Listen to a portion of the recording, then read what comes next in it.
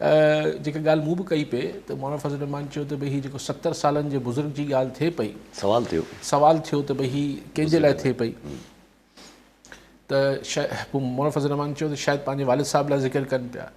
Technically इहा ॻाल्हि बि मौलाना फज़ल रहमान सही चयो त अगरि बीबी शहीद न थिए हा त हींअर हिन महिल हू बि हिकिड़ी एज जी बुज़ुर्गी जे हुन मामले में हुजे हा। त इहा ॻाल्हि बार बार चवणु त बुज़ुर्ग हटी वञनि, बिलावल साहिबु मुस्तक़िल चए पियो, अॼु बि चयो अथसि त बुज़ुर्ग जेके आहिनि उहे अलाए छा था चाहिनि, कहिड़ी सियासत था कनि। क्वेश्चन इहो आहे त बहरहाल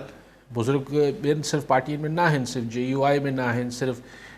ANP में न आहिनि, सिर्फ़ु जेको आहे नवाज़ लीग में न आहिनि, हू ख़ुदि पीपल्स पार्टी में बि आहिनि।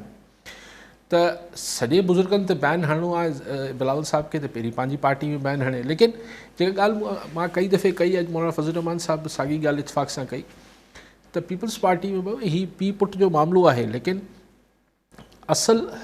ॻाल्हि जेका तजुर्बे ऐं विज़डम जी करे थो ज़रदारी साहिबु करे थो, यानी उहे जेको पीउ पुट जे बयाननि में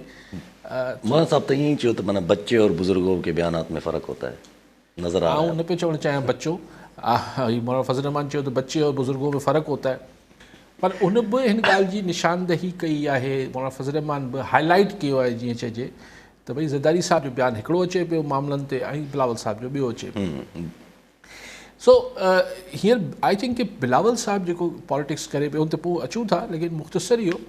पोइ तफ़सील सां ॻाल्हाए था वठूं त बिलावल साहिबु basically playing with the gallery, ताड़ियूं वॼनि, हिकिड़ो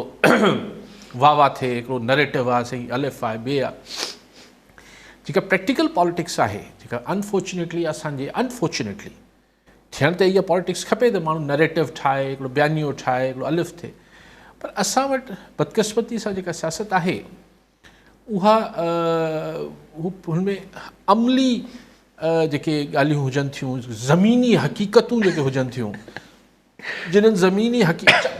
पोइ या त बिलावल साहिबु बिल्कुलु ज़मीनी हक़ीक़तनि खे नज़रअंदाज़ करे न, हिकिड़े पासे हू ज़मीनी हक़ीक़तनि खे बि मञे थो, ॿिए पासे इहे ॻाल्हियूं बि करे थो। सो